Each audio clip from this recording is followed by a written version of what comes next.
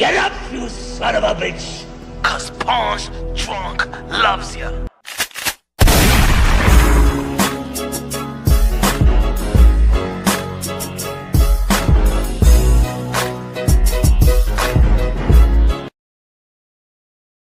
Drunk boxing, aka Mr. Moo shot himself, aka El Adobo, aka El Sazón, aka El Borracho, aka Café Bustelo, aka El Pastor de Boxeo. Ladies and gentlemen, good morning, good afternoon, good evening, wherever you at this side of heaven. God bless you all. What up, what up, what up? What up? A lot of people still talking about the smack heard around the world. Everybody's still talking about Teofimo Lopez putting the smack down on Arnold Barboza. As y'all already know, Fatal Fury going to take place. New York City, my city, Times Square. Main event, Ryan Garcia versus Rolly Romero. Rolly Romero, the former junior welterweight champion, WBA champion. Yeah, he was a champion. And you got Jose Ramirez versus Devin the Dream Haney. Devin Haney, the former undisputed lightweight champion of the world, former 140-pound champion of the world, holding the WBC strap when he beat Regis Prograis. Jose Ramirez, unified champion, a former unified champion in the junior welterweight division. And we got Teofimo Lopez versus Arnold Barboza. Teofimo Lopez, one of the probably accomplished fighter of this young generation, the captain of the generation, the commander-in-chief, the two-time lineal champion, undisputed in the lightweight division, could have been undisputed, recognized in the junior welterweight division when he beat Josh Taylor, when Josh Taylor was undefeated, but Josh Taylor vacated his belt. But technically, morally, y'all already know what it is. Should have been the first fighter at the age of 25 to be recognized by the whole wide world as the first two-division undisputed world champion by the age of 25 in the full belt era. Now we're going to be talking about the belts as well. Because, of course, you already know that Turkey Al-Sheikh is making his move in creating the TKO Boxing League alongside with Dana White from the UFC. Dana White has done an incredible job in the UFC. And we're also going to be talking about one of the most anticipating rematches in the sport of boxing, Amanda Serrano versus Katie Taylor, the trilogy in New York. So a lot of things is happening in New York City. I'm happy about that.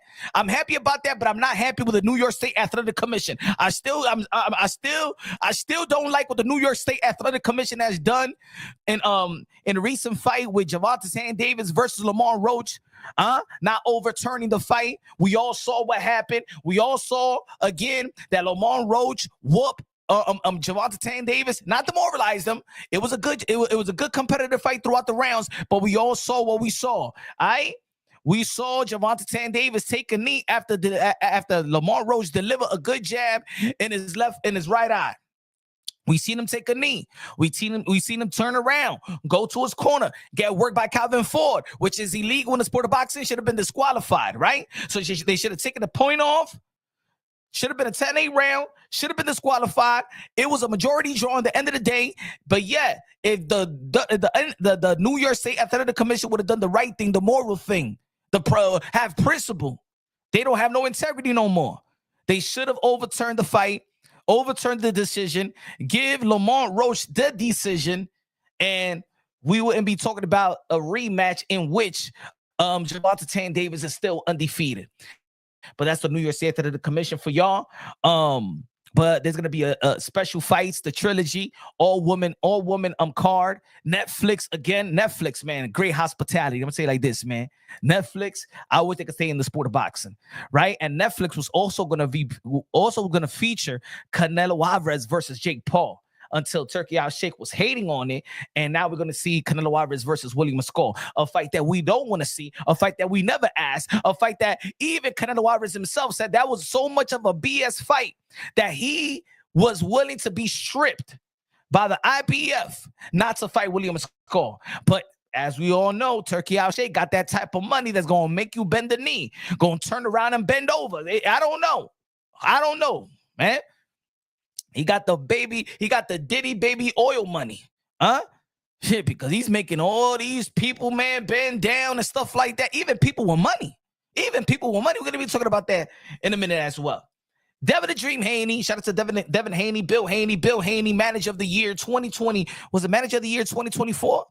I think it was Manager of the Year 2023 or 2023, Manager of the Year 2023, Bill Haney. Devin Haney, one of the most accomplished fighters of this young generation, one of the most accomplished fighter in the sport of boxing. But that's not the way that Devin Haney has been announced in the last Fatal Fury press conference out there in LA. You know what I'm saying? And we seen Bill Haney after the press conference was telling Todd, the announcer, that he ain't shit. He's biased. He's this. He don't have no respect. He don't have no respect for his son. He don't have respect for the champion that Devin Haney has been. He don't have he went off on the announcer, right? In which I agree. Even when I was watching it live, and he was saying, he was trying to say, I think the question was, you think that his chin is gonna hold up or things of that nature? And then Devin Haney said, yo, I do got a chin. I got put down 3 times and got back up. That tells you a guy that has a chin. And then the guy goes, no, I mean, you do got heart. He said, no, I got a chin. Well, you do got heart. Trying to push Devin Haney to the side, basically saying, in other words, now you got heart for standing up, but you don't got the chin to take the hits. And look, I've been debating about what it takes to have a granite chin or you could take it to the body, pause, right? And I used to have this conversation and debate with a lot of people when they used to say Keith Von Tom Thurman he's weak to the body. And I used to say, well, when was Keith Thurman ever stopped to the body? When has Keith Thurman not win the next round after receiving a body shot? That right there for me has willpower, that you could take a body shot in which another fighter wouldn't take that type of body shot. They'll be curling around just like Alexander Usyk and stuff like that, in which they gave him the fight, right? They'll be curling around. They can't take these type of body shots, right? They'll be like Oscar De La Hoya versus Bernard Hopkins. If that, for me, that means you could take a body shot. It's like when we talk about what's his name? Danny Swift Garcia. Oh, he got a chin. He got a great chin. He could take a good hit, right? Canelo Alvarez got one of the best chins, probably the best chin in the history of the sport of boxing. Damn, he could take a good chin. You feel me? I believe that Devin Haney got a chin. I believe that Devin Haney got heart and chin. And I think that the fight in April 20th, Devin Haney versus Ryan Garcia, what we saw from Devin Haney, right, in that fight, is that he got heart. He got testicular fortitude and mental fortitude. A matter of fact, what Devin Haney showed to me in April 20th, outside of his skills, because I don't believe that he was that sharp. I don't believe that Devin Haney had a good game plan. And we have already talked about it for months and months and months about the game planning on why he approached Ryan Garcia that way and things of that nature. But one thing we cannot take away from Devin Haney is his heart, his testicular fortitude and mental fortitude. Devin Haney looked like a fighter that would die in that ring. Ain't nothing was keeping Devin Haney down. And that's something that I don't give a damn if you're a fan or not a fan of Devin the Dream Haney. You cannot deny, you can't be a fraud and say that Devin Haney does not got the balls, the heart in that ring. Devin Haney will die in that ring. You will have to kill Devin Haney in that ring. Because he's going to keep on getting up if his body allows him to keep on getting up. Y'all can't deny that. We keep it unbiased, logically, and objectively. Yeah, we have in this channel, yes, criticize, have fun, have jokes and stuff like that. But at the end of the day, when it comes to the testicular fortitude and mental fortitude of Devin the Dream Haney, that cannot be questioned. Now, after it and him suing and stuff like that, yes, it made him look weak. We spoke about that. Yeah, at the end of the day, that was Bill Haney that had the idea and took the idea to his son to say he's going to sue him, his son, to sue Golden Boy Promotions, to sue Ryan Garcia, and Devin Haney signed off on it. But for real, Devin Haney was not going to his dad and say, you know what, Dad, you know what we should do? We should sue Golden Boy Promotions and we should sue Ryan Garcia. Now, of course, Bill Haney got to take into just like he take the praise, he need to take the criticism. He got the praise for setting his son up to have the opportunity to accomplish the things that he already have accomplished in the sport of boxing. It's not easy. Let me say it like this. It's not easy what Bill Haney did to put his son in position and lock down deals like with Matchroom, lock down deals with Top Rank, lock down deals right back and do the pay-per-view or Regis programs with Matchroom, and then do that deal with the Excellency Turkey Al Sheikh. That ain't easy to do. That means that dude is working, and also being one of the most transparent voices and personality in the YTBC. He'll do an interview with me. He'll do an interview with y'all. He'll do an interview with somebody that got 10 subscribers, and he'll do out there and give his time to a person that got 1 million subscribers like Vlad TV.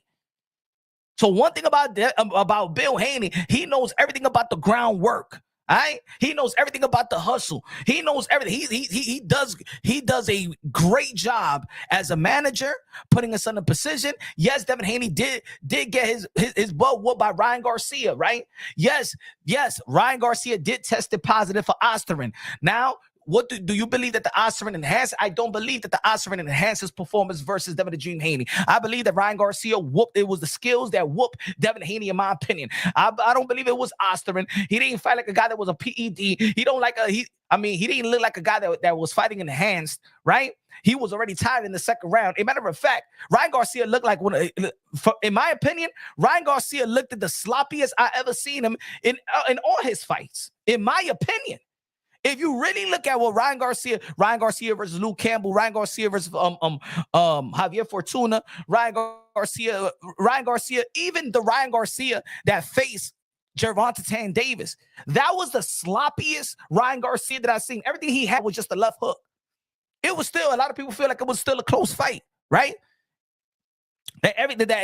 He just won the rounds that when he knocked down Devin the Dream Haney, he ain't even had the stamina to follow up in a lot of stuff. And yeah, that 7th round, I believe that Harvey Dock, the referee, got in the way. It could have been stopped. It could have been stopped in the 7th round.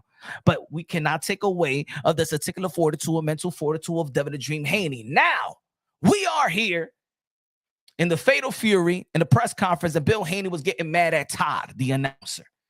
I agree with what Bill Haney was saying. Yet, like you see in the thumbnail, when is Devin Haney, Bill Haney, going to realize that all money ain't good money? This is the problem that I have. Not only will I say Bill and Devin in terms of all money ain't good money and going to the bag when that bag may not be good for you, or anybody that do got money in the sport of boxing, that you don't have to chase every damn bag. For example, like I said, give all the credits to Bill Haney to putting his son in position to be where he at. They did the independent route, then they signed with Matchroom Boxing. They signed. They was getting money more than a lot of even accomplished fighters. They was getting great minimums, right? I think he was getting $3 million a pop even during the pandemic. So what Bill Haney and Devin Haney has done has been trailblazer moves. These are trailblazer moves in the sport of boxing. But they should have, but I think they lost that mentality, that independent not how you say it, that shrewd businessman mentality when they was chasing the Ryan Garcia bag. It wasn't chasing the Ryan Garcia fight. It was chasing the Ryan Garcia bag. Because in the position that Devin Haney was in, he's already going into the Ryan Garcia fight. Devin Haney was already more accomplished than Ryan Garcia. He already getting money. He already getting his minimum. He don't have no promotional issues and things of that nature. He don't even have money issues. Devin Haney never had money issues. These other guys had money issues growing up. T.O., the Ryans, the Shakors, these guys. Devin Haney didn't have the money issues because his father did what he needed to do out there, hustle, and put us in a position since day one. Right? So they don't have to be thirst for money. So before the Ryan Garcia fight, when they knew that Ryan Garcia was not going to be professional enough to come and wait, and Devin Haney as the champion, and Devin Haney in A-side position, even though that wasn't an A-side and stuff like that, but he was on the right, or the right side. You know what I'm saying? He was an A-side position. He don't need to budge. He's undefeated. He don't need to budge for Ryan Garcia. He could have easily said, you know what? Like he was saying throughout the press conference, you're not going to come professional. We already got somebody on deck for us to fight, and that was Arnold Barbosa. He should have been like, you know what? I came professional. I went through training. I'm the champion. I don't need to lower myself to you. I am the champion. You're not prepared to be a champion. You're not prepared to fight a champion. But what they was prepared to do was cash in. And that's what happened. All money ain't good money. And leading up to the fight, the Haneys was actually promoting a fight with them and Gervonta Tan Davis. Bill Haney was going out there talking about Gervonta Tan Davis more than even Ryan Garcia. So I was saying, I was breaking this thing down. I said, okay, you want to fight Ryan Garcia because you want to have bargaining chips when you go into negotiations with a potential fight with Gervonta Tan Davis. Since a lot of people feel like Gervonta Tan Davis' best numbers was against Ryan Garcia, and that's his bargaining chips, because it can't be legacy, because Devin Haney got more legacy than Gervonta Tan Davis. So if Devin Haney goes to the negotiation table with his championship, with his legacy, plus a great pay-per-view number of Ryan Garcia, then he could go to the negotiation table with Gervonta Tan Davis and be like, I got the belts, I got the legacy, and I got the money, and I got the pay-per-view. Right? I think they was looking past the unprofessionalism of Ryan Garcia, so they could, so they had the negotiations and the pay-per-view numbers, the idea of the pay-per-view numbers, and the success of what it could be performing and having an event with Ryan Garcia, so they could go back to Gervonta Tan Davis and be like, nah, mother effer, we're the A side. But all money ain't good money. That unprofessionalism should have been, and you know what? We're going to face Arnold Barboza, who's in position for a world title and is an undefeated fighter. And then the whole world of boxing would have been looking at Ryan Garcia that he wasn't ready. He was a professional. Then Ryan Garcia was going to have to answer so many questions, because he would have dropped the opportunity to become a world champion, like he was promoting, I want to become a champion now. Then Ryan Garcia would have looked hella bad if Devin Haney would have been like, you know what, I'm going to fight Arnold Barboza. And yeah, Devin Haney was going to get a little bit criticized and be like, you ain't scared. Yeah, at the end of the day, for the most part, everybody would have understood Devin Haney like everybody understood Emmanuel Rodriguez when it came to fight a guy like Luis Neri. You understand? So now forward to where Devin Haney is at. Devin Haney is going to be fighting Jose Ramirez. Yes, it's a Turkey Out Shake card, but in all reality, this is a Golden Boy Promotions card. No, let me tell you like this, folks. As much as y'all, this is a Turkey Out Shake card, but this is really a Golden Boy Promotions card. So you gotta put yourself, you gotta take accountability that you're not gonna get the benefit of the doubt on a Golden Boy Promotions card when you are suing Golden Boy Promotions, Oscar De La Hoya. You're going to see some bias. You're going to see some bias. Think about it. Is Ryan Garcia the main event? You chose to be the co-main event to Ryan Garcia. With all the disrespect that you feel that Ryan Garcia have brought to your step, the unprofessionalism, the testing positive and stuff like that. And then y'all ain't getting the bag like that. And the disrespect that y'all feel that Oscar De La Hoya, Golden Boy Promotions, and Ryan Garcia has been throwing at y'all. You decided to be on the co-main to Ryan Garcia. That right there make y'all look bad. That right there somebody made you swallow your morals and your principle and what you feel about the situation, because Turkey Out Shake came through with the money. And here we go. Y'all submitting to the money just like y'all submitted to the money when Ryan Garcia, leading up to the fight, was unprofessional, didn't come and wait. And y'all should have showed them what professional looks like. Y'all should have showed Ryan Garcia a lesson of, yo, you don't come prepared. I'm a champion. I'm professional. I'm undefeated. I don't need this unprofessionalism. You gotta, if you're gonna want to fight me, you gotta come correct. But y'all was thinking about the 600K, right? Devin Haney and Bill Haney was thinking about the 600K that Ryan Garcia came overweight. He paid to come overweight. So y'all took the money. All money ain't good money.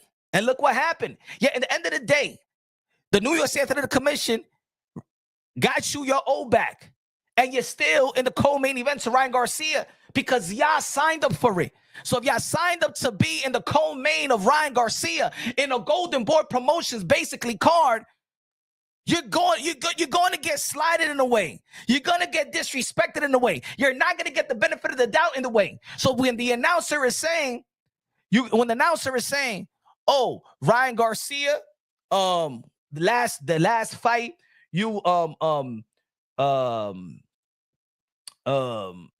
changed the the decision to a no contest because of a banned substance. They didn't want to say ban for PEDs. They didn't say aspirin. They didn't say performance enhancing drugs. They say banned substance. Now, banned substance could be marijuana.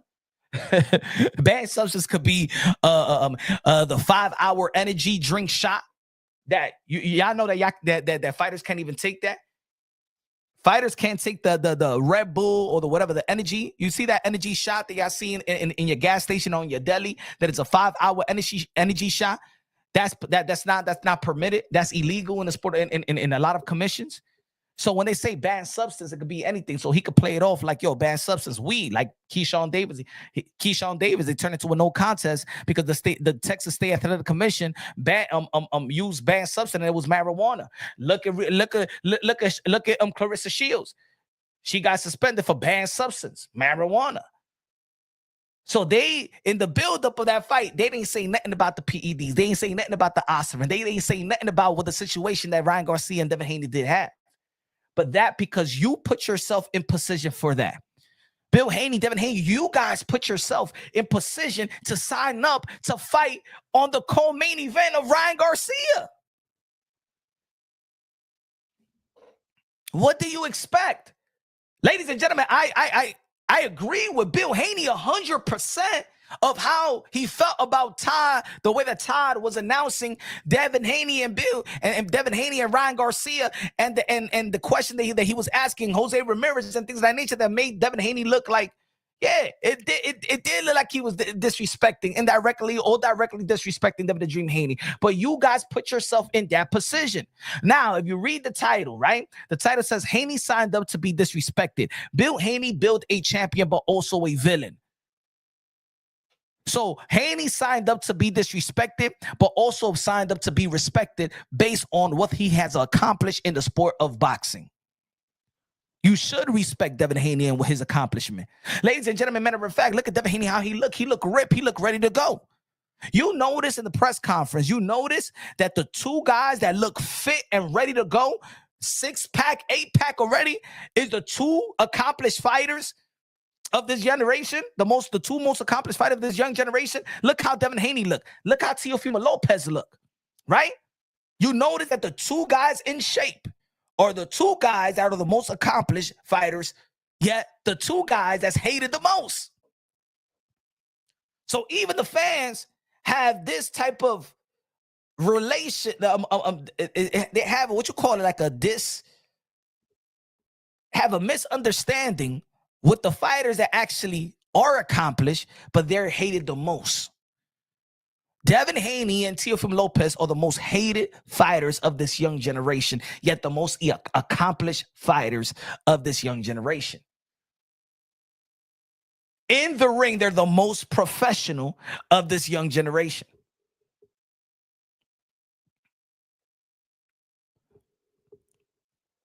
But if Bill Haney and Devin Haney thought that they're going to come into a Golden Boy Promotions card, you think you was going to get respected? Think about it, folks. Ryan versus Rowley. Ryan is Golden Boy Promotions.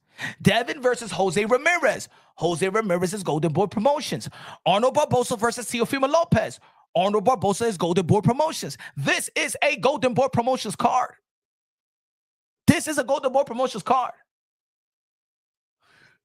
Don't think that you was going to get the ultimate respect. You was not going to get the benefit of the doubt, but you signed up for it. Devin Haney could have easily gone to BOK Prime, do their own show independently like they came up in the game, and then they was going to control their narrative. Think about it. Bill Haney is not even seated. You know, like when Bill and Ryan was going to be fighting, they had Bill Haney in the stage. Bill Haney is not even on the stage. So Bill Haney couldn't even go back and forth with the announcer and check him on a mic. It's not even set up that way. It's not set up in a way when you control the narrative. Again, I'm going to say it again. For the people that's walking into the live, I'm going to say it again. I agree with Bill Haney 100% of the way he went at Todd. Yet you also got to understand where you at. It's almost like, okay, y'all know, okay, for the people, all right, you know when you go into a lounge, a bar, right? And you feel like they don't want your kind there, right? You ever been to a lounge where they be like, yo, no hats, no hoodies? You know who they don't, once they say no cap and no hoodie, you know who they don't want there, right? No cap, no hoodie, no Timbs. You remember back in the day? They don't do that too much in New York City right now. But a little bit back in the days, not even too back, I would say like what, 10, 12 years, 15 years, there were spots that they'll let you know. The bouncers will be like, nah, we don't let no hats in and we don't let no hoodies in. What you got, boots and stuff like that, right? Not everything goes. Even Chicago used to be like that a lot. Not Chicago, and yeah, you could go with a hat on, cap on, and stuff like that. But I'm talking, you remember those times. Maybe in your community, they're still the same way. Or in your city. And then you're gonna go out there and complain, like, nah, man, what you talking about, man? I'm fitted. This is good. This is right here, man. What you talking about? This is the Louis Vuitton Timbs. What you talking about, man? Like, what you now? I'm sorry, man. You can't come in. And you arguing, you mad that they're not treating you with respect. But my man, you go into a place where they really don't want you, they really don't respect you. Why do you want to go into a place where they don't respect you? Why do you want to do business with people that don't respect you? Why do you want to go to somebody's home and they don't want you there? Why are you trying to be in the grand? Why you want to, they got to let us in the Oscars and the Oscars don't like you. The Grammys may not like you. You understand what I'm trying to say? Easily, Devin Haney could have fought somebody else in BOK Prime. Devin Haney could have fought Blair Cobbs and BOK Prime, and I think that everybody in this boxing world would have tuned in. Think about it. Devin Haney would have fought Blair Cobbs on BOK Prime. Devin Haney would have fought Rolly Romero in their own card. And everybody's going to see it. Ladies and gentlemen, let me know like this. He said, you can't come in. We got to dress code. Facts, right?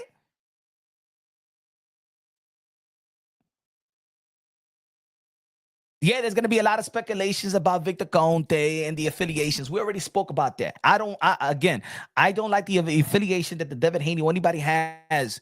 I don't feel like is right for them. They always going to be questioning you. There's always going to be some suspicious, even if it's 1%. Even if it's 1%, there's always going to be some suspicious, right? Because of Pablo Escobar of PEDs. So I want all the fighters. I want Devin Haney, Demetrius Andre, my brother Demetrius Andre, Caitlin Plant, everybody that's affiliated with the Pablo Escobar of PEDs, that you don't need to be with the Pablo Escobar PEDs, because and I told y'all from the beginning, right after the Ryan Garcia and Devin Haney and the drama, I told you from the beginning that Devin Haney was not going to get the benefit of the doubt. Didn't I say that, yes or no? For the people that follow the channel, I told y'all since day one, Devin Haney will not get the benefit of the doubt. And as you saw in the press conference, he didn't get the benefit of the doubt. He's getting booed all over the place. He's getting disrespected all over the place. And let me say it like this. Let's be real. Let's be honest. Devin Haney don't really talk that much. Devin Haney don't even have a villain voice, a villain look, a villain legacy.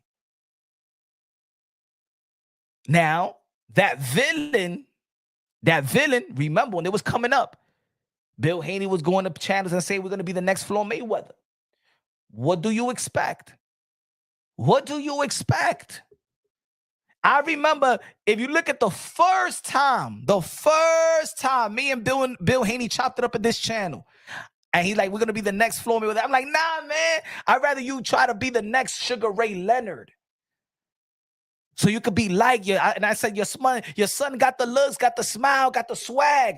He's not a Floyd Mayweather. You feel? He's not a Mayweather. Mayweather know how to talk. Mayweather know how to talk. He know how to promote. He know how to get you under your skin. Devin Haney don't have a mouthpiece. Bill Haney has a mouthpiece. The reason why Devin Haney is the villain is because of Bill Haney. Now, it's good, right? They say even Devin Haney in the Ring Magazine interview, basically saying that, hey, I'm getting paid being the villain. Being the villain pays the bills. Being the villain pays the bills. But let me tell you like this. If you're the villain and you got a hiccup, I'm going to tell you like this. Being the villain pays the bills only if you're undefeated. Only if you don't have a blemish on your record. And yes, Devin Haney now on record is undefeated, but you cannot overturn what the people have witnessed. No, most other boxing fans, if I do a poll and anybody does a poll on whatever channel, who did Devin? Do you feel that Devin Haney didn't beat Ryan? I mean, do you feel like Ryan didn't lose to Devin? Everybody gonna remember the ass whooping. The ass whooping ain't gonna go away.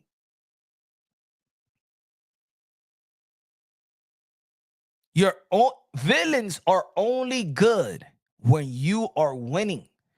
Once you lose, shit plummets. Thus, being the co-main event to your nemesis, Ryan Garcia. In my opinion, that's embarrassing right there. Why would you allow that? Why would you allow to be in a card knowing you're suing Ryan, you're suing Golden Boy Promotions, you want to get back, and now you're going to be in a co-main to Ryan? I get it. It's the money. I get it. It's business. But all money ain't good money. Now it's just a bunch of narratives not giving you the benefit of the doubt, not respecting you the way that you feel that you should be respected. But you put yourself in a house where you're not going to get the benefit of the doubt. You're not going to get praise. They're not. And yes, these people in the sport of boxing needs to do their job, right? They need to be neutral. But in boxing, ain't nothing neutral. Ain't nothing neutral in the sport of boxing. If Top Rank is with ESPN is going to cater to the fighters on this with Top Rank. The same way Fox had a contract with PBC and they were snubbing Terrence Crawford. They didn't even put him in the remember when they didn't put Terrence Crawford as one of the champions? What do you think Eddie Hearn and Matchroom Boxing is going to say about every other fighter? He's going to go against every other fighter that's not with Matchroom. Same thing with Golden Boy Promotions is going to go against every other fighter that's not with Golden Boy Promotions. Same thing with Top Rank. Bob Aaron's going to go against any other fighter that's not with Top Rank. It is. It's tribal.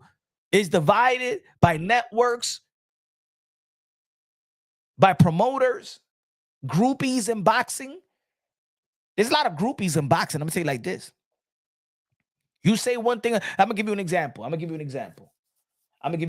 Now, maybe my mind is playing tricks on me. Right? I'm going to give you an example. If y'all follow the channel, I was always giving Keyshawn Davis props. I had Keyshawn Davis here, since the beginning, before he turned pro. I was talking about Keyshawn Davis going to be the next. Keyshawn Davis going to probably be the next Andre Ward, blah, blah, blah, promoting, because I like looking at the amateurs and stuff like that. And then when they come to the pros, yeah, I like to, like, how you say, like, tell you about certain fighters that you may not know that I believe is going to be big time, right? But then, I'm just giving you an example. I don't know. Maybe my mind's playing tricks on me. I don't know. I'm just giving you an example. Then we see that Keyshawn, Shakur, Bud Crawford, they all a group, right? They all a group. So y'all know in this channel, I've been saying that I don't want to see the Canelo Alvarez versus Bud Crawford. Canelo Alvarez going to whoop Bud Crawford from pillar to post. No. This is a total mismatch, right? I was saying it's a total mismatch. Yes, I believe that a lot of people in the sport of boxing is intrigued with the names, intrigued with the legacy, and they want to see a video game fight in real time or something like that, or in real life. But I'm just saying, Bud Crawford moving up 3 division. No, come on, man. Nah. He couldn't even stop no Majumov. They ain't gonna work. Canelo Alvarez gonna whoop him. They're weight classes for a reason, right? There's a lot of people that agree with me. There's a lot of people that don't agree with me, right? But if I'm criticizing Bud Crawford, and let's say Keyshawn Davis, look at, man, I ain't effing with Punch because he's effing with my big bro. Like, you can't criticize not even and that we haven't seen Keyshawn back in the channel. Right? Leading up to the last 2 fights. Maybe I'm in my mind, he's like, I ain't fucking with Punch because he's not giving credit to Bud Crawford. That's what I think. You know what I'm saying? There's a lot of people in the sport of boxing that got thin skin. I'm not saying that's what it is. That's my mind playing tricks on me then, if I'm wrong. I'm just saying. What's good, HLD in the building? What's good? I think that Bill Haney has the right to be angry, yet gotta understand that you put yourself and your son in position where they're not gonna get the benefit of the doubt, especially in a Golden Boy promotion card. Because this was a Golden Boy promote. This is a Golden Boy. However y'all want to cut it, slice it. Hey, yo, we haven't seen Turkey out shake we haven't seen Turkey out in the press conference in New York City, nor the press conference in LA. Where was Turkey out shake? So in all reality, what you see, did you see Eddie Hearn today? Did you see Al Heyman today for Rolly Romero? Or did you see Leonard Ellaby for Rolly Romero Mayweather Promotions? Did you see Tom Brown? Did you see Eddie Hearn yesterday? Or did you see Golden Boy Oscar De La Hoya? This is an Oscar De La Hoya card. And you have put your son in position to be the co-main event to Ryan Garcia in a Golden Boy Promotions card. Why do you think you're going to get the respect that you feel like you deserve?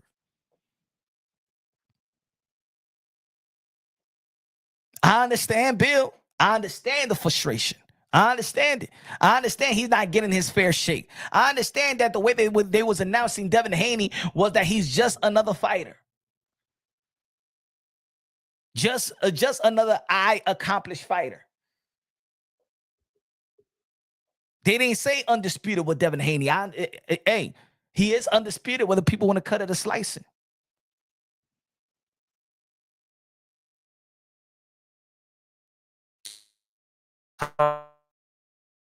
The only person that was sitting in the couch, as a matter of fact, the only people that were sitting in the couch, it was somebody else and Teofimo Lopez Sr. There was a couch there.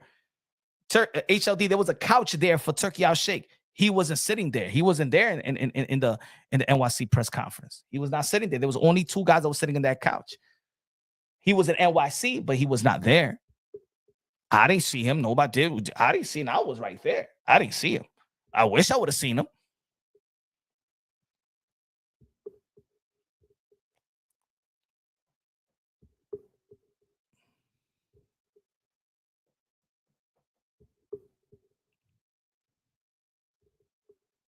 Again, so why would they put themselves in position? Now everybody talking about the smack heard around the world. We was talking about this yesterday. The smack heard around the world. I think that Teofimo Lopez smacking Arnold Barboza, I think that action was needed. I'm not saying this because, you know what I'm saying, I support Teofimo Lopez. I think, and I said it a long time, I said it a while ago. When Arnold Barboza beat Jack Catterall, I said, if Teofimo Lopez does not fight a unification bout versus Richardson Hitchens, then Teofimo Lopez should fight Arnold Barboza. He earned the right to get a title shot. You cannot fight anybody else in the 140-pound division if it's not a unification bout. So this ain't about, I'm just supporting Teofimo Lopez. I respect Arnold Barboza and what he's done to get in the position to get this title shot. He beat Jose Ramirez. He beat Jack Catterall. There is a narrative out there that Jack Catterall should have been undisputed because people do want to devalue the win that Teofimo Lopez had with Josh Taylor because people felt that Jack Catterall beat Josh Taylor in the first fight. As we saw, Jack Catterall beat Josh Taylor in the second fight. But we see Arnold Barboza beat Jack Catterall. So if everything played the way that people wanted it to play, then it would have been Arnold Barboza the champion, right?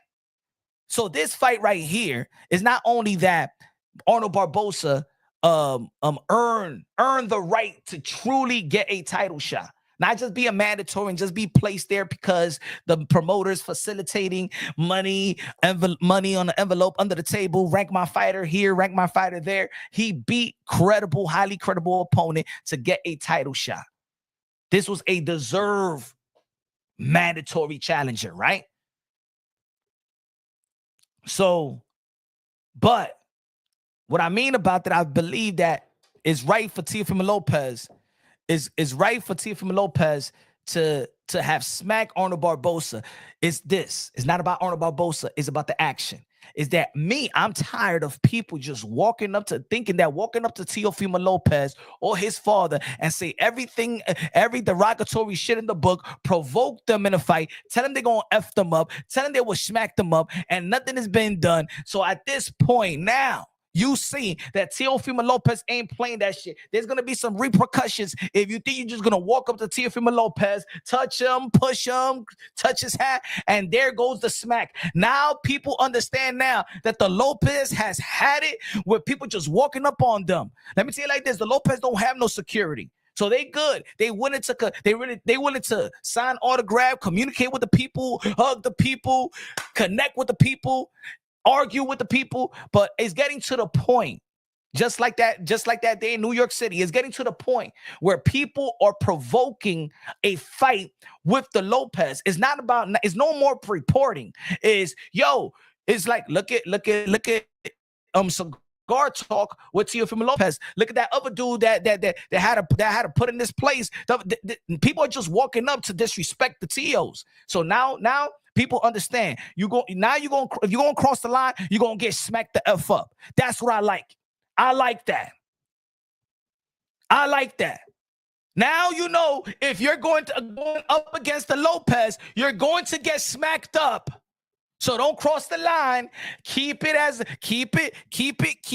there. Keep it on the borderline. Yeah.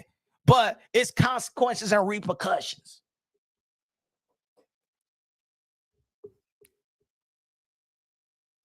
Right? I don't think that violence is good before a fight. I think because we also got to understand. We also got to understand that, look, the best trash talker in the sport of boxing ever was Muhammad Ali. Muhammad Ali didn't even need to curse to get you under your skin. Muhammad Ali didn't even need to curse to get you under your skin. He is the best trash talker that's ever been in any sport. The best trash talker, Muhammad Ali. It's the nature of the sport. It's the nature of the sport to have these type of dramas, talk trash. They had some disrespect here and there, but knowing that we're promoting the fight, we're trying to pinch each other's nerve, cheer each other up to go to war. Because at the end of the day, it's going to war. At the end of the day, it's going to war. But I think that Barbosa been thinking that shit is sweet. He went up again. He went up on Teofimo Lopez when he was with his dad in one of the events with his crew. They trying to punk. Teofimo Lopez went to the bathroom. Teofimo Lopez Sr. was pissing in the bathroom. And Arnold Barbosa's peoples is in the bathroom talking trash, like provoking and threatening and stuff like that. Nothing happened, but I think that y'all not seeing. I think it took now for Teofimo Lopez to be like, yeah, I mean, hey, yo, ¿qué está pasando con? Oh, ¿qué? Mira, ¿qué? What happened? Ya, te está pasando, mi hermano, te está pasando. Arnold Barbosa, and I said it when they was in New York City. I said, a lot of people was talking about that, yo, this shit is boring, yo, it's boring. I said, watch in LA. It's going to be different in LA. Why? Because you saw how everybody was kind of boring because they was in the East Coast in New York City. They don't have their family. They don't have their entourage. I'm not saying that Arnold Barbosa wasn't talking ish, but it didn't escalate like that. Ryan Garcia is from LA. Devin Haney is from LA. Rolly Romero from Nevada. He's from the West Coast. Everybody's from the West Coast except for Teofimo Lopez. So I said, it's not that it's boring, it's that they're not comfortable. They're not fully comfortable. But now, when you're in LA now with your peoples and stuff like that, and even Arnold Barbosa tweeted, hey, yo, come out. His peoples come out. But you got to understand the peoples. You got to understand, relax. These are fighters. They're going to talk trash. They're going to disrespect each other. Stop with the threatening. You know why? Because this fight is going to take place in New York City. And then it's going to go back to Teofimo Lopez battleground. So don't escalate anything. Now is Arnold Barbosa who's going to have to. He's going to have to try to get his smack back in the ring. He's going to try to get his smack back in the ring. Now get back in the ring. At least you're going to have the opportunity. At least you're willing to do what Jamal Charlo hasn't been willing to do with Caden Plant. And Neso said that fool was begging for a slap. I never seen Honor Barbosa this lit. Honor Barbosa, look at Honor Barbosa's career. He ain't never this lit. Saying you ain't never fought nobody. Top rank had you. Honor Barbosa, top rank had you too. Why are you saying, oh, top rank had you too? The only thing with Honor Barbosa in the 140-pound division is that he was winning, but he wasn't setting statements. If Honor Barbosa was stopping these dudes, you know what I'm saying, he wasn't sending statements. And I think that's the reason why nobody was shaming all the fighter to face Honor Barbosa, because he wasn't sending that type of statement. Yeah, he's not known for power, but also he wasn't like outclassing, outmaster classing these guys either. He was gassing out in the championship rounds. You know, he'll do great up to the 8th round, and then he'll gas. Honor Barbosa is a good fighter, but he wasn't sending the type of statement that would shame other fighters and other fan bases to fight him. But it seems like Honor Barbosa feel like Teofimo Lopez is some punk for whatever reason. And I understand that, you know what I'm saying, the first time they was interviewing Teofimo Lopez Sr., and he was talking shit about Honor Barbosa, and that Honor Barbosa, that's the reason why Honor Barbosa, he was like, I remember the first interview, he said, I don't have a problem with Teo. I have a problem with the father. Now we all know that Teofimo Lopez Sr. got ways to pinch the nerves of fighters. But he also would say it's all for the fight game. It's the fight game. Nothing personal. I booed the ish out of Arnold in New York when they cheated Makobe. Barbosa. Dave Fernandez in the building. What's good? What's good, brother? Dave Fernandez in the building. Shout out to the members. HLD said Barbosa just got brave because the Lopez been letting that shit slide. You can't allow that shit to happen. And exactly. I think that, of course, things has been, people been, and I said that, HLD, I said that it's getting now chippy. People are just walking up to Teofimo Lopez and his dad like there's nothing. And I think that people just walk up to them like that because they don't have no security like everybody else. They don't have an entourage like everybody else. They're not, you know what I'm saying? So, oh yeah, let me walk up to this guy and let me know, and let me tell him how I feel. Let me disrespect him. Right? And I think it's getting out of hand. I think it was getting out of hand. You know what I'm saying? I think it was getting out of hand. So, let me know. So I think that again, with the Bill Haney situation and Devin Haney situation, they can't be. They gotta understand. They gotta understand where they at. You know what I'm saying? They gotta understand where they at. They gotta understand what they signed for.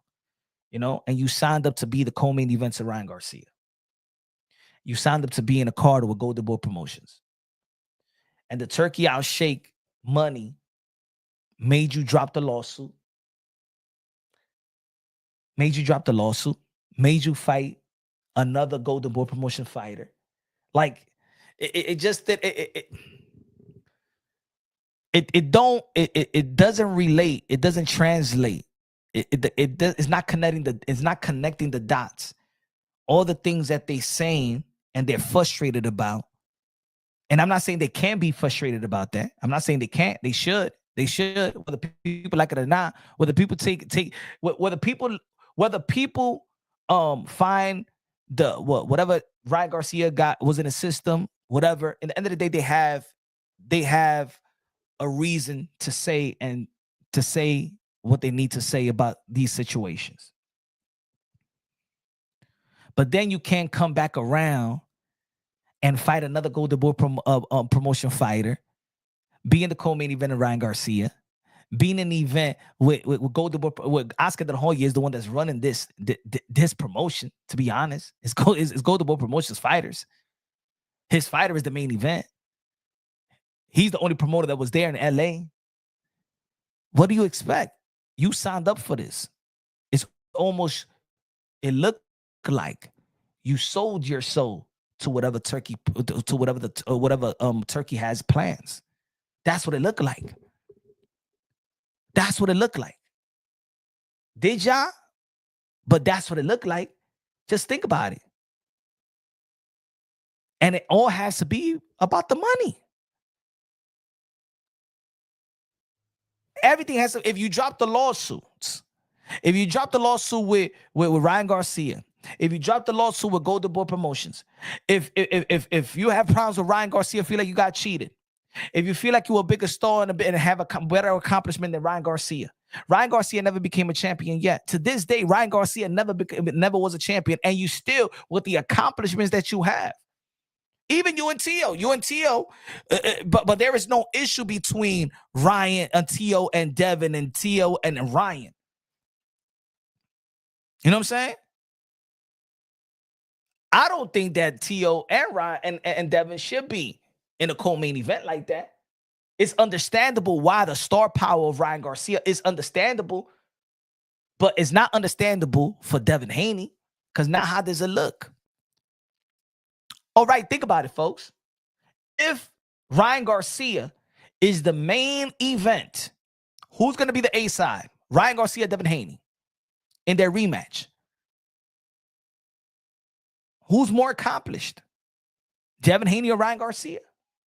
Who's more accomplished? I think everybody that knows Ryan Garcia knows Devin Haney. Devin Haney was the first social media superstar. Devin Haney was the first social media superstar. It was not Ryan Garcia. It was not Gervonta Tan Davis. Devin Haney was the first YouTube social media superstar of this young generation. Also, let's put it together. Even remember that Devin Haney sparred with Gervonta Tan Davis. Remember that infamous sparring of Gervonta Tan Davis and Devin Haney? Devin Haney was Mayweather's guy. Gervonta Tan Davis was Adrian Broner's guy. You understand? This is what it wasn't. That sparring wasn't about Mayweather wanting Gervonta Tan Davis to beat Devin Haney. That was that Mayweather wanted Devin Haney to beat Gervonta Tan Davis. Devin Haney was getting promoted way harder than all these guys. The thing is, they didn't sign with Mayweather promotion. They signed with Eddie Hearn. Remember, it was Mayweather's father that was training Devin Haney. It was the viral pad work with Devin Haney and Mayweather Sr. The reason why Gervonta Tan Davis became that star over the likes of Devin Haney is because he was knocking people out. He was entertaining, but it had nothing to do. Where Gervonta Tan Davis is at, that's where Devin Haney's supposed to be at. Everything was laid out for Devin Haney to be the biggest star of this young generation. Devin Haney had everything in a silver platter to be the biggest star of this young generation.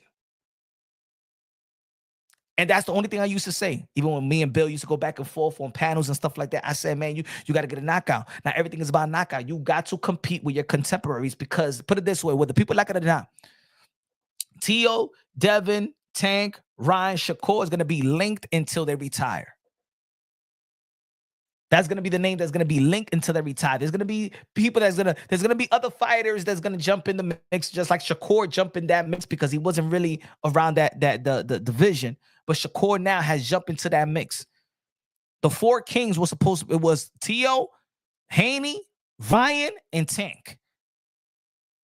You can add in a Shakur Stevenson and let him be Wilfred Benitez.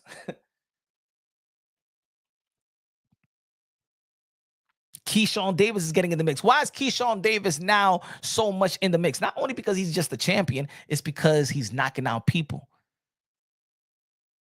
Let me ask people in the chat. Let me know what you think is going to be a more entertaining fight. Tank versus Keyshawn unification bout or Tank versus Shakur? What would be a more entertaining fight, you think, stylistically? Put it in the chat right now. Keyshawn versus Tank or Tank versus Shakur? Stylistically, what would be the most entertaining fight? A build-up, promo, whatever. What would be? Tank versus Keyshawn, Tank versus Shakur. And Nestor said Keyshawn versus Tank.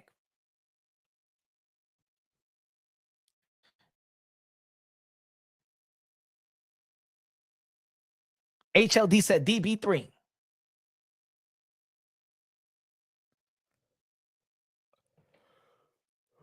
Tank will sleep Keyshawn. What would be the better Keyshawn? Dave Fernandez says no Shakur.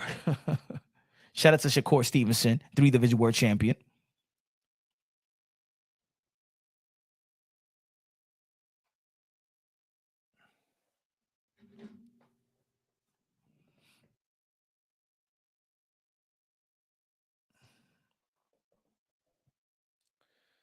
Tank will KO either of them, so it doesn't matter. Yeah, but which will be the more entertaining fight? That's the question I'm asking. Same? All right. I think it's very different stylistic. Keyshawn Davis is way different from Shakur Stevenson. And it didn't seem like Tank Davis KO Lamar Roach either. If Keyshawn has a strong chin, he beats the brakes off Tank. I would like to see the rematch with Lamar Roach and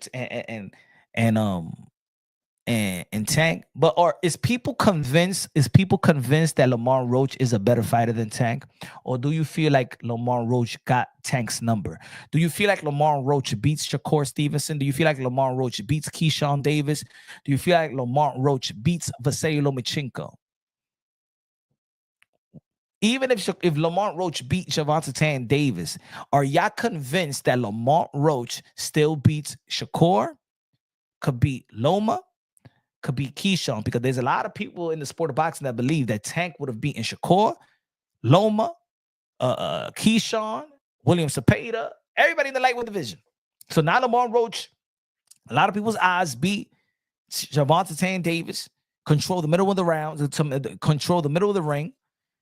Do you feel like Roach could beat all of them, or this is just that Roach just could beat Tank? Roach is better boxer than Tank. Does Roach beat Shakur Stevenson? If Roach is a better boxer than Tank, and there was a lot of people felt that Tank would beat Shakur, I know I'm playing the triangle theory, and we can't do that in the sport of boxing, but do y'all believe that Lamar Roach is now the guy to beat at lightweight? Because he beat Tank.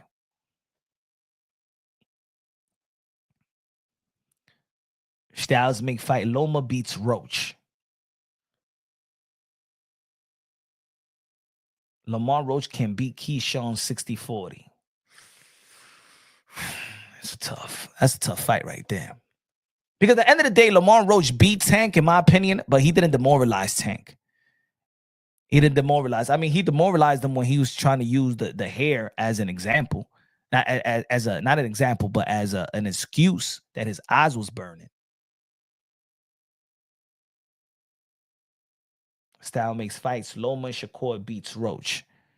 So even Roach beating Tank didn't convince y'all.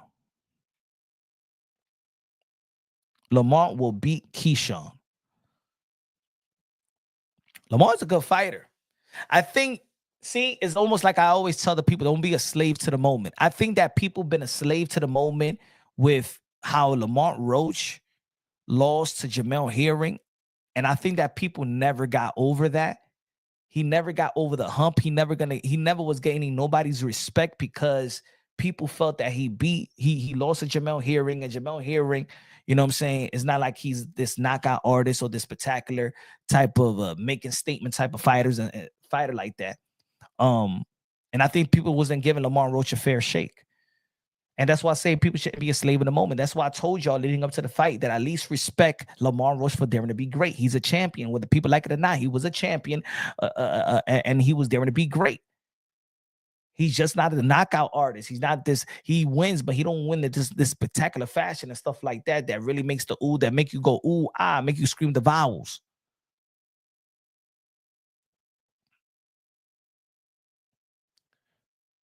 Shakur and Keyshawn and Abdullah and Andy Cruz will beat Roach. Loma might. I don't know. I still, to be honest, in the pro level, Coda, Andy Cruz haven't impressed me in the pros. And I said that in the amateurs. I said that Keyshawn Davis will beat Andy Cruz in the pros. A lot of pity pat from Andy Cruz. Andy Cruz is a great amateur, knows the point system. He does not have the power like that. He don't turn his punches like that, like a Keyshawn Davis. I always said in the pros that Keyshawn Davis was going to be Andy Cruz. And Andy Cruz, a lot of people were saying, yeah, Andy Cruz is beating Keyshawn Davis. Andy Cruz is like what? 4 or 5 years older than Keyshawn Davis. So when Keyshawn was 19, Andy Cruz was 24, 25 years old. 24, I believe. I believe when they fall, I believe that when Keyshawn Davis was 19, Andy Cruz was already 24 years old. So, like, yeah, a lot of people always like to make fun of Keyshawn Davis with Andy Cruz, but Andy Cruz is way older than Keyshawn Davis. It was a teen fighting an adult already, even though they're, 19-year-old, yeah, whatever. But you understand what I'm trying to say. In the pros, I think that Keyshawn Davis beats Andy Cruz. Not whoop him, but he beats him.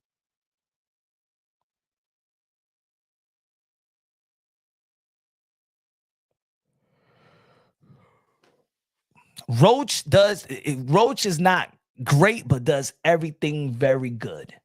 He's like, you know what he remind me of Danny Garcia. Like, he's not the fastest, he's not the quickest, he's not the most athletic, but he does everything good. You know what I'm saying? He does everything good, like Danny Swift Garcia. He might not be the most powerful puncher. He may not be the fastest, may not be the quickest, but he does everything well. His positioning is very well. His structure, his positioning is strong. He's always in the middle of the ring, a good counter puncher, and that's what it is. He just does everything good.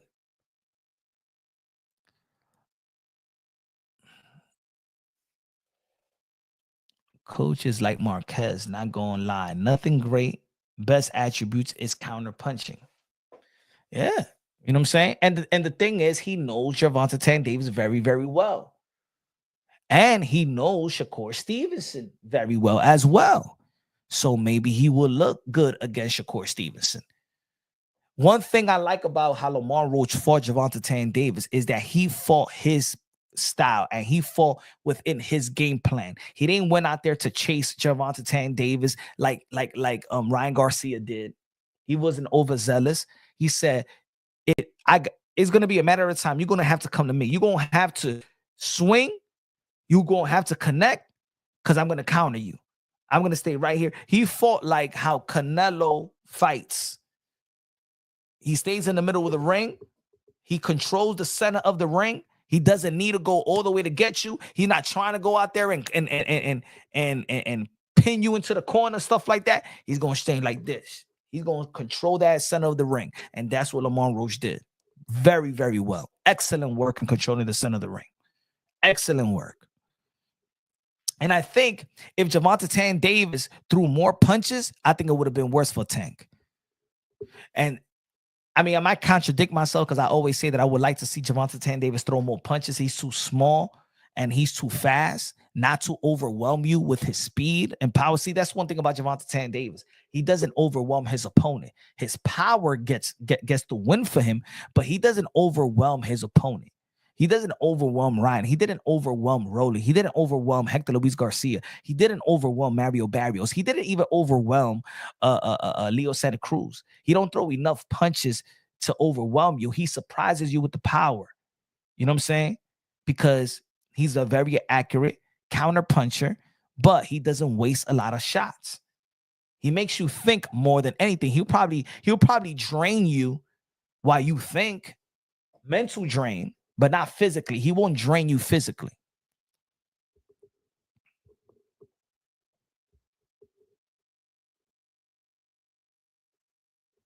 Physically overwhelm you. Overwhelm you, which he got you overthinking and throwing some shots and stuff like that. But he doesn't. He does not overwhelm you like Pitbull Cruz, like Sean Porter, like Baturbiev. Iberturian don't throw no shots, but he's out there. He's trying to get you, pin you into the corner, pin you into the ropes and stuff like that. Tank ain't trying to do that. So he's not trying to physically get at you. Post said, I bet Tank has stamina issues. That's why he starts so slow. Maybe. I don't think he got stamina issue. I think he got a style that got so comfortable of him winning fights. You know what I'm saying? It's almost, I'm going to give you an example. It's like what I said about the Canelo Alvarez situation with Bivol. Canelo Alvarez was beating everybody in the super middleweight division one way. And then he went to the 175-pound division and fought Dimitri Bivol the same way that he fought Caleb Plant, the same way he tried to break down Saunders, the way that he tried to break down Callum Smith, going to the arm and stuff like that. With Caleb Plant, he was hitting the hips, hitting the arms, and then he ran into Bivol, and that arm, breaking down the arm, the hip, wasn't working. So he was fighting the same way, almost like Deontay Wilder. Deontay Wilder felt that his opponent needed 12 rounds, needed to be perfect for 12 rounds. He needed to be perfect for 1 second. The problem with Gervonta Tank Davis is that he adopted the Deontay Wilder mindset. That's what happened to and Gervonta Tank Davis got too much great of a skill set to adopt that type of mindset like a Deontay Wilder. Deontay Wilder had to adopt that type of mindset because he knew he couldn't out-jab another person. He knew he couldn't outbox another person. Gervonta Tank Davis has the quality, the tools to outbox almost anybody in the lightweight division. But he was knocking people out, and he adopted the Deontay Wilder mindset in which his opponent got to be perfect for 12 rounds, and he got to be perfect for 1 second. And that's what happened to Gervonta Tank Davis. I believe that Gervonta Tank Davis got frustrated on that knockdown. He got frustrated. You could see him in the corner. Oh, I got him. I'm going to break him down. You was not breaking him down. You was not breaking down Lamont Roach. So in the corner, he was lying to himself when he was saying that I'm going to break him down. I got him. No, you don't got him. You never had him. Where do you feel like you got him? Because he felt like, all right, when he want to turn it up, he turns it up. And when Gervonta Tank Davis actually turned it up a little bit in the ninth round, after he took a knee, he still couldn't overwhelm. He still didn't get the best out of Lamont Roach. Lamont Roach was still putting it on him. Lamont Roach still counter him.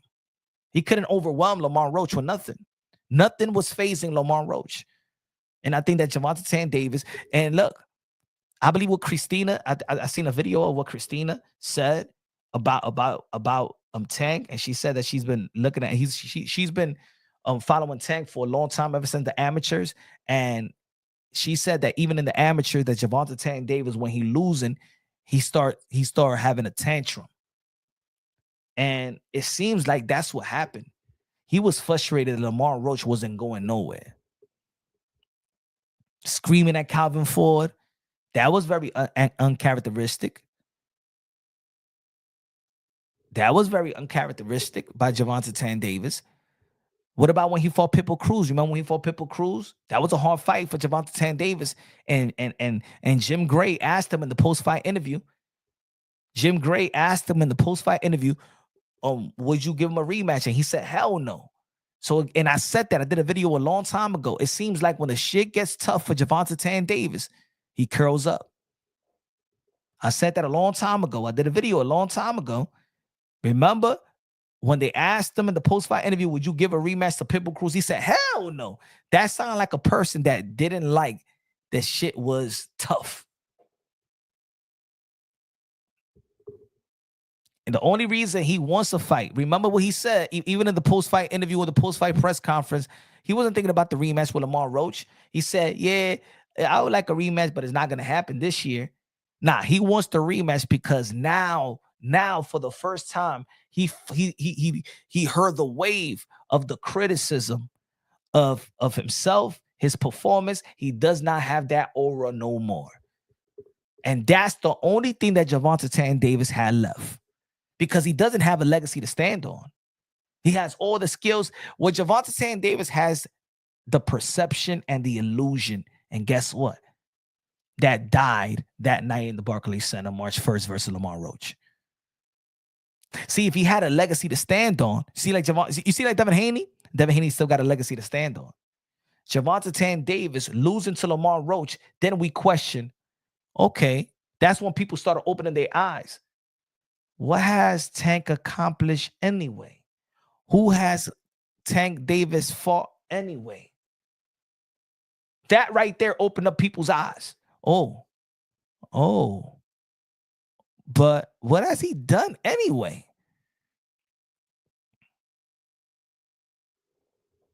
He says legacy might be hair grease. He said him signing to TMT was the biggest moment of his career.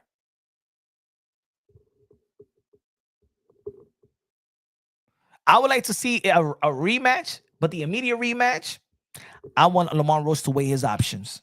I know he signed it. He said he signed it, but how many times we see in the sport of boxing they sign contracts and blah, blah, and things don't happen. Hey, Canelo Alvarez signed to fight Jake Paul. In the end of the day, the real contract that you sign is on fight week. You may sign terms, you may sign this. And the real contract you sign before the weigh-in, right after the weigh-in, 3 days before the fight. That's a real contract. So anything can happen in the sport of boxing. I heard so many times people sign for contracts.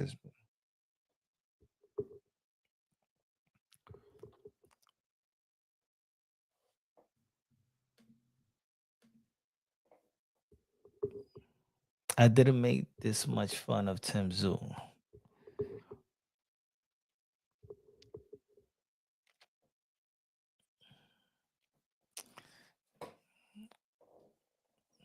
But anyway, man. Tomorrow, another day. Oh, the reason why I'm going short, I'm going live short. 9 a.m. Eastern time. I'm going live tomorrow morning. We're going live again. We're gonna call the fight: Keith Thurman versus Brock Jarvis. 9 o'clock in the morning. He's gonna be fighting in Australia. Keith one-time Thurman. We going live. Punch One Boxing going live again tomorrow morning, 9 a.m. Eastern time. March 14, LD Cedeno Martinez is gonna be fighting out there in Philly. And then on Saturday, March 15th, Amo Williams is going to be back in the ring, and Edgar Berlanga going to be back in the ring after his loss of Canelo Alvarez. So that's going to be a good card out there in Orlando, Florida. We got another event in Pennsylvania, King's Promotions. And then we got Keith Thurman tomorrow morning. So it's going to be a good night. Going to be a good week of boxing, a lot of action, less drama, less soap opera. Is a lot of boxing that's gonna be taking place this week. Let me know what y'all think. Y'all already know. Subscribe to the channel, smash the like button. We're gonna end this live and go back, and we're gonna go back. Not even let me see how many. We're gonna go back live in like what? 8 hours. Love y'all. God bless, and on to the next.